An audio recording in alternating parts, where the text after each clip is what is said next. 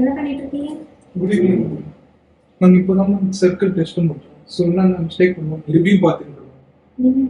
இன்னும் உங்க கேங்ல வேலை பண்ண சந்தோஷம்.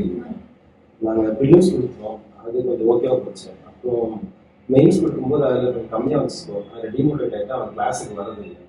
ஸோ எங்களுக்கும் அதே டிமோட்டிவேஷன் ஆகிற ப்ராப்ளம். ஸோ உங்ககிட்டயும் ஏதாச்சும் சொல்யூஷன் இருந்ததுன்னா ரொம்ப ஹெல்ப்ஃபுல்லாக இருக்கும். ஓஜி பேட்ச் அட்டெண்ட் பண்ணீங்களா? அது ரொம்ப ஹெல்ப்ஃபுல்லாக இருந்தது. சரி, ஓகே. அதே மாதிரி உங்களுக்காக ஒரு சொல்யூஷனாக தான் வெராண்டா ரேஸ் வந்து அடுத்த பேட்ச் வந்து ஸ்டார்ட் பண்றதுக்கு இருக்காங்க. அதை பத்தி கிளியரா வந்து எக்ஸ்பிளைன் பண்ணுவாங்க. Hello aspirants, I am Balamurugan. Tambaram veranda ரேஸ்ல ட்ரைனரா இருக்கேன். ஆமாங்க, நம்ம மேம் சொன்னபடி ஓஜி சூப்பர் பேட்ச் ரொம்ப யூஸ்ஃபுல்லாவே கொண்டு போனோம்.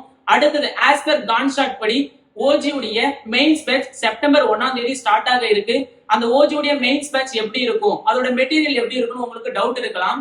அப்கமிங் எக்ஸாம்ஸ்ல எந்த மாதிரியான பேட்டர்ன் கேட்கறாங்களோ அதுக்கேற்ற மாதிரி நம்ம வெராண்டா ரேஸ் உடைய R&D டிபார்ட்மெண்ட் ஒர்க் பண்ணி ஒரு நியூ மெட்டீரியல்ஸை நமக்கு கொண்டு வந்திருக்காங்க.